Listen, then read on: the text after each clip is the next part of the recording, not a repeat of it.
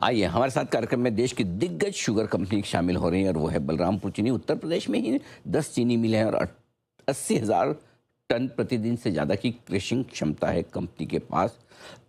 Ethanol का production करती है, को जनरेटिंग पावर और पॉलिस्टिक एसिड प्रोडक्शन भी कंपनी करती है। आइए हमारे साथ कार्यक्रम में शामिल हो रहे हैं कंपनी के सीएफओ प्रमोद पटवारी साहब। आपने सेंट जेवियर्स कॉलेज पश्चिम बंगाल से पढ़ाई की है, चार्टर्ड अकाउंटेंट भी हैं, कंपनी सेक्रेटरी भी हैं और कई दिग्गज संस्थानों के साथ काम करने का गहरा अनुभव भी रखते हैं। नंबर आए थे वीकेंड पर, आपके सामने रख दूं।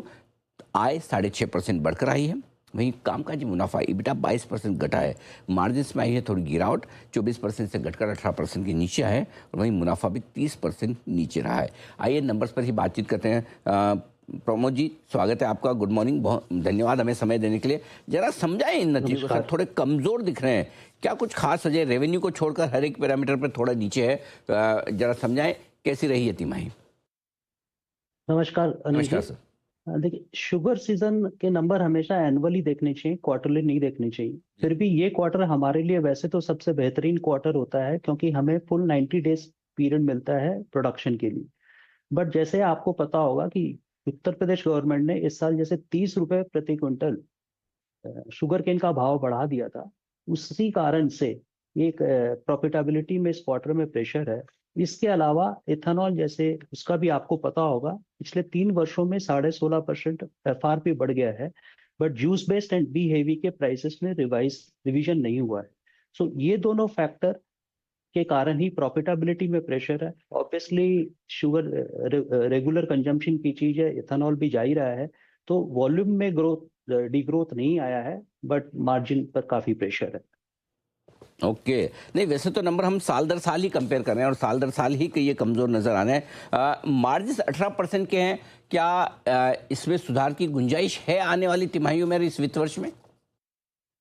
इस पे देखिए, इथेनॉल के प्राइस जो कि अब नया सीजन स्टार्ट होने वाला है नवंबर में, काफी समय है, उसके ऊपर काफी कुछ डिपेंड करेगा, क्योंकि जूस बेस्ड इथेनॉल में कोई मार्जिन नहीं बचा है।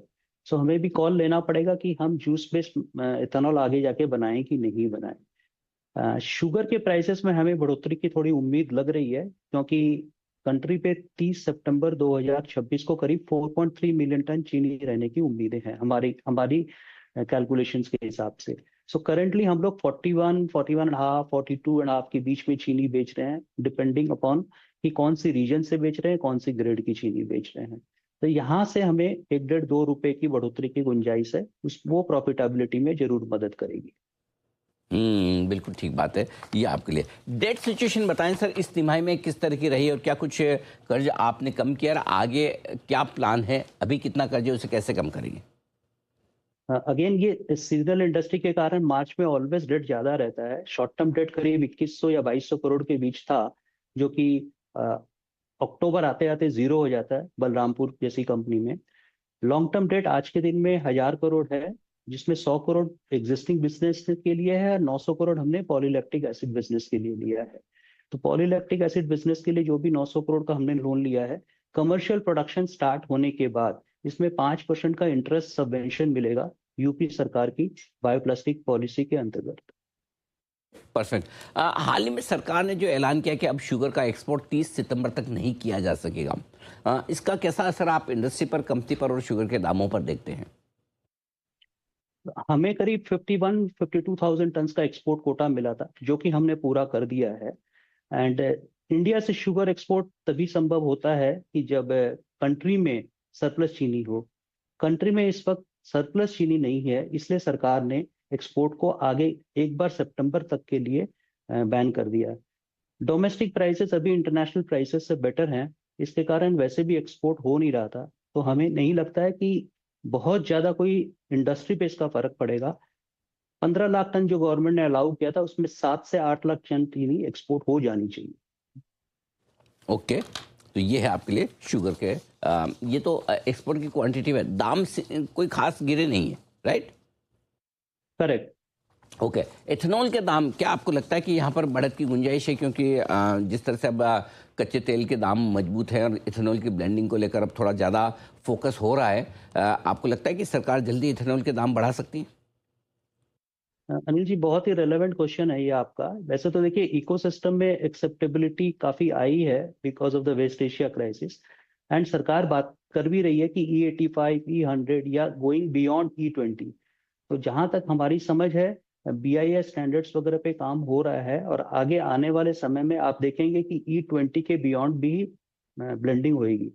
बट मेन पॉइंट यही है कि यदि आप जूस बेस्ड और बी हेवी इथेनॉल के प्राइस नहीं रिवाइज करते हो, तो ये एक वायबल ऑप्शन नहीं रहेगा। डिमांड तो क्रिएट हो जाएगी, बट सप्लाई अपने आप में एक चैलेंज रहेगी। चीनी के भाव भी अभी करीब करीब 42 के आसपास चल रहे हैं। तो ये भी एक रेजिस्टेंस रहेगा कि फर्दर इथेनॉल जूस बेस्ड बनाने के लिए। अ, आपने एक 450 करोड़ का फंड रेज भी आपने अप्रूव किया अपनी बोर्ड मीटिंग में। बताएं सर, किस तरह से फंड रेज करना चाहते हैं, डेट इक्विटी, और इसका इस्तेमाल कब कैसे करेंगे? ये 450 करोड़ का जो प्रेफरेंशियल इशू है, इसमें प्रमोटर्स ने 43% डाला है, करीब 193 करोड़ वो डाल रहे हैं। इसके अलावा कुछ सेट ऑफ इन्वेस्टर्स है जिन्होंने कमिट किया है। ये पैसे कंपनी में जून महीने के अंदर अंदर आ जाने चाहिए। तो हमारा जो केपेक्स प्लान है, उसमें थोड़ी ये हेल्प करेगा। कुछ पैसे हम जनरल कॉर्पोरेट पर्पस के लिए यूज करेंगे, और एक हमने लैक्टोजिप्सम प्लांट भी लगा रहे हैं, जो आगे जाके PLA के बाई प्रोडक्ट जिप्सम को बोर्ड्स में कन्वर्ट करेगा। इन तीनों एरिया में हम इस 450 करोड़ रुपए का यूज करना चाहते हैं। ओके, तो ये है आपके लिए पूरा का पूरा एक्शन। बहुत बहुत धन्यवाद पटवारी साहब, आपने समय दिया, नतीजे पर और आगे के आउटलुक पर विस्तार से बातचीत की आपने। Thank you so much.